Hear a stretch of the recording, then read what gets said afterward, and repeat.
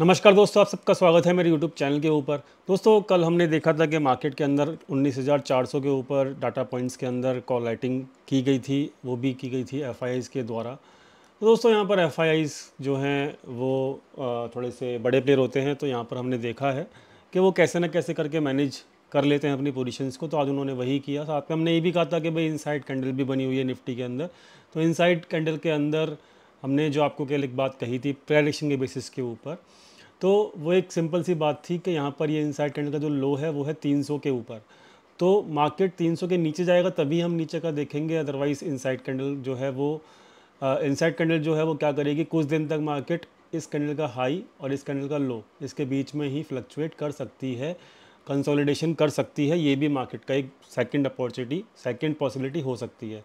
तो first possibility ये थी हमारी कि ये 300 के नीचे मार्केट जाए और मार्केट फिर 20 दिन के मूविंग एवरेज तक टच करने की कोशिश करे।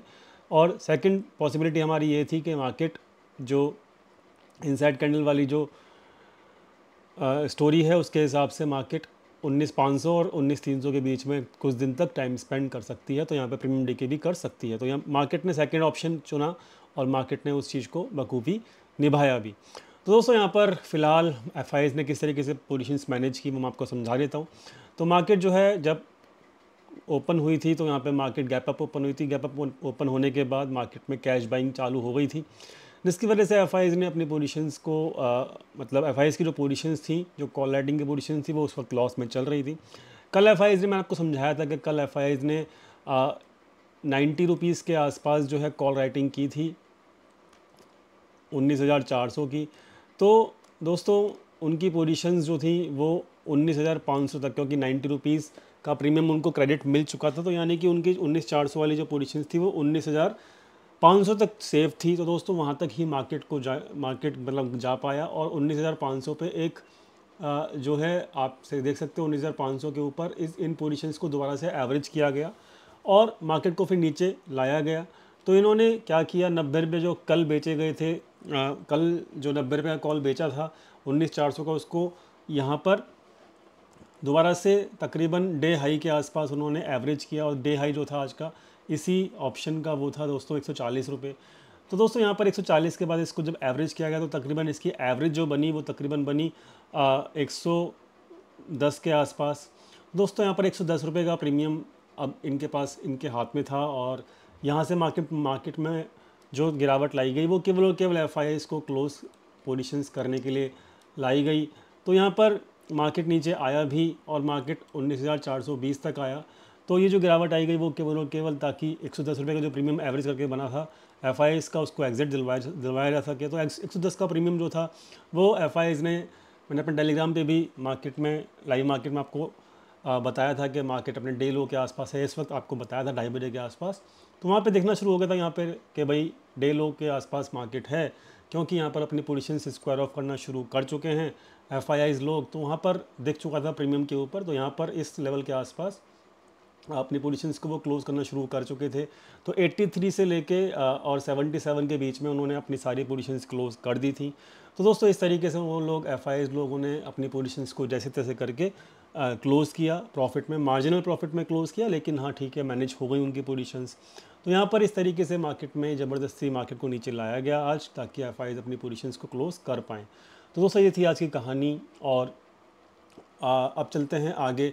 तो प्राइडिक्शन के हिसाब से अभी भी वो 19,300 का जो लेवल है वो इंटैक्ट है और जब तक मार्केट इसके नीचे नहीं जाएगा तो अभी बिना वजह सोचना ज़रूरी नहीं है कि मार्केट मतलब बेरिश है। कैंडल बेशक से यहाँ पर जो है अभी देखिए, यहाँ पर अभी जो है ना सिंपल एक सिनारियो बन चुका है। क्या बन चुका है कि जो इनसाइड कैंडल का जो ये हाई है ना, ये और ऊपर हो गया 19,500 और नीचे हो गया 19,300। अभी मार्केट जो है 2 दिन तो इसके अंदर अंदर ही है और जब तक मार्केट 19,500 के ऊपर क्लोज नहीं कर देता या फिर 19,300 के नीचे क्लोज नहीं करता, मार्केट इसके अंदर कंसोलिडेशन कर सकता है कुछ दिन तक।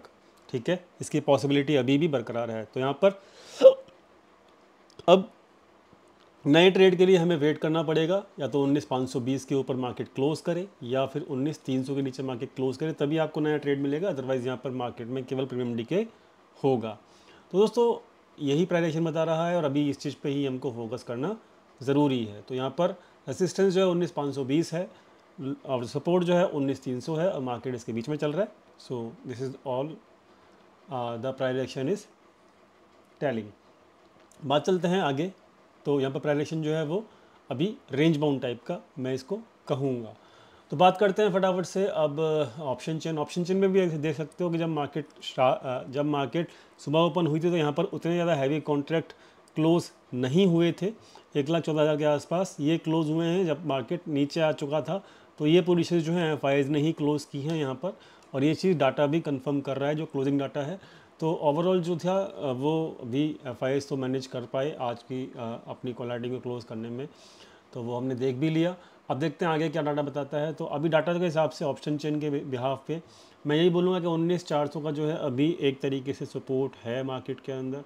कल के लिए 19,400 एक सपोर्ट है, और यहाँ पर फ्रेश पुट राइटिंग की गई है 93,000 की। तो यहाँ पर 19,500 और 19,500 तो मैं नहीं कहूँगा क्योंकि यहाँ पर फ्रेश पुट राइटिंग है, बट ठीक है, मतलब 100-150 पॉइंट का ही मार्केट में कल एक रेंज बाउंड टाइप का मार्केट मुझे यहाँ पे लग रहा है।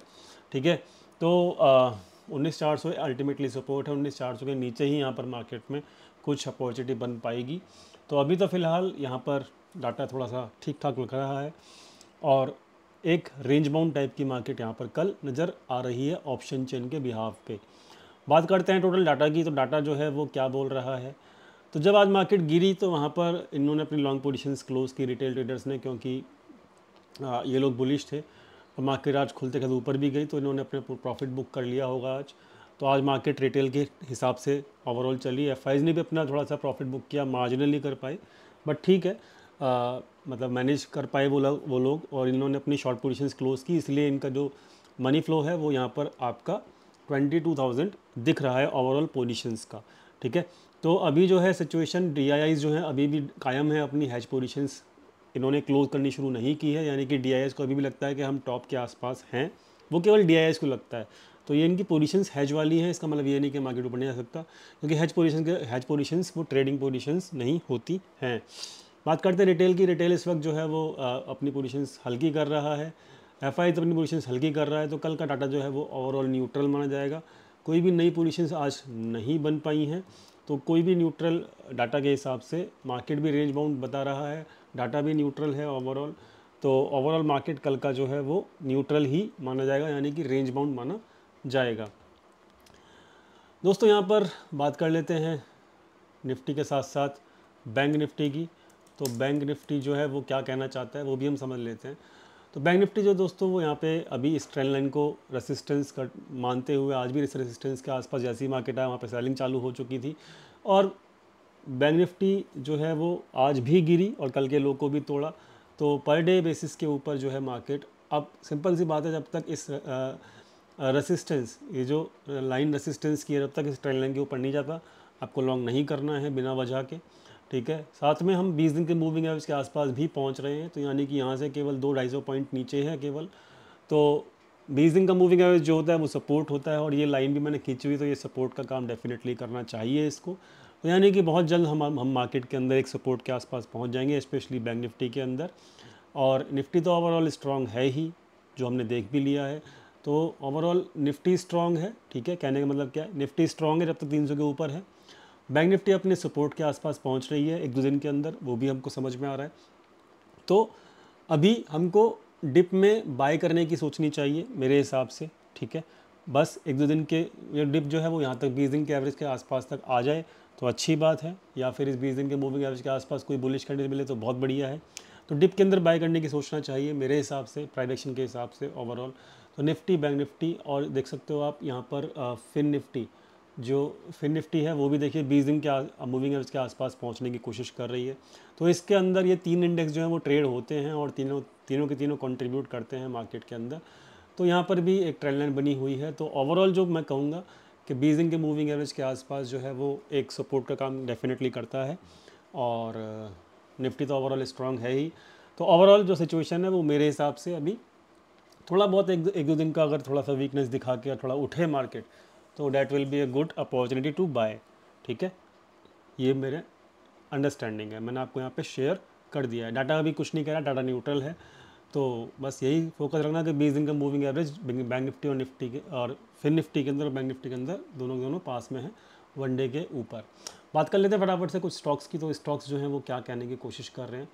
तो रिलायंस जो है वो अब ये रेसिस्टेंस जो है इसके ऊपर भी क्लोज कर गया है, लेकिन 20 दिन के मूविंग एवरेज से काफ़ी दूर है। तो अभी जो इसकी चाल होगी वो थोड़ी सी यहाँ पर स्लो हो जाएगी, इस बात को याद रखिएगा। मैं बेरिश नहीं कह रहा हूँ, बस स्लो होने की बात कर रहा हूँ। छोटी छोटी कैंडल यहाँ पे बन सकती हैं। तो रिलायंस में अभी मतलब ओवरऑल जो है स्ट्रेंथ अभी भी बनी हुई है। बात करते हैं टीसीएस की। टीसीएस की कैंडल देखिए 20 दिन के मूविंग एवरेज से उठना शुरू हो चुकी है, तो it is also a good candle. Kotak Mahindra bank थोड़ी सी, अब देखिए कोटक महिंद्रा बैंक ना, एक बात याद रखना, कोटक महिंद्रा बैंक अब जो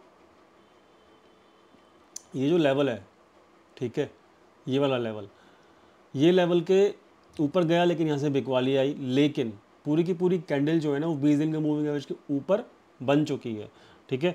तो अभी कोटक महिंद्रा बैंक के अंदर इस अब क्या बनता है, ट्रेड क्या बनता है, वो मैं आपको समझा देता हूँ। मैंने इसके अंदर एक ट्रेड लिया था, मैंने आपको कल बताया था। तो जो आज गैप अप खुला वहाँ पर मैंने उस ट्रेड को क्लोज भी कर दिया था, थोड़े से प्रॉफिट के अंदर ही। तो मैंने आपको कल बताया भी था। लेकिन लेकिन लेकिन लेकिन अभी जो है इम्पॉर्टेंट क्या है कि काफ़ी दिनों से ये इस रेंज के अंदर फंसा हुआ है, और आज इस रेंज के ऊपर जब गया था तो यहाँ पर प्रॉफिट बुकिंग आई। लेकिन पहले जब रेंज के अंदर फंसा हुआ था तो यहाँ पर जो है 20 दिन के मूविंग एवरेज के नीचे ट्रेड कर रहा था ये, ठीक है। अब 2 दिन से प्रॉफिट बुकिंग तो आई है, लेकिन 2 दिन से जो है 20 दिन के मूविंग एवरेज के ऊपर ये ट्रेड कर रहा है, ठीक है ना, इस बात को ख्याल रखना। तो अभी ये न्यूट्रल क्लोजिंग है। इसको कैंडल के हिसाब से तो आप कहोगे बहुत बेकार कैंडल है, लेकिन क्योंकि ये 20 दिन के मूविंग एवरेज के ऊपर क्लोज किया है तो मैं इसको पॉजिटिव कैंडल मानूंगा, ठीक है। तो अभी क्या है, अभी इसके अंदर थोड़ा सा कंसोलिडेट अगर होता है और ये 1880 के ऊपर जिस भी दिन 1880 के ऊपर जिस भी दिन क्लोज करता है, ठीक है, तो मैं 20 दिन के मूविंग एवरेज के स्टॉप लॉस लगा के आपको यहाँ पर कम से कम 100 पॉइंट्स का मूव मिल जाएगा, और ये वापस जो है वो रिक्लेम कर लेगा आपका ये 1900 का 1920 1930 का लेवल ये रिक्लेम कर सकता है, ठीक है। तो यहाँ से आपको 60-70 पॉइंट आराम से मिल जाएंगे, ठीक है। तो ये एक ट्रेड बनता है जो काफ़ी दिनों से मैं फोकस पे रखा हुआ हूँ। तो जो मैंने आपको पूरी बता दिया ट्रेडिशन के हिसाब से। कोटक महिंद्रा बैंक, एचडीएफसी जो है वो अभी थोड़े दिन में डीलिस्ट होने की पूरी, क्योंकि ये इसका मर्जर हो चुका है बैंक निफ्टी के साथ।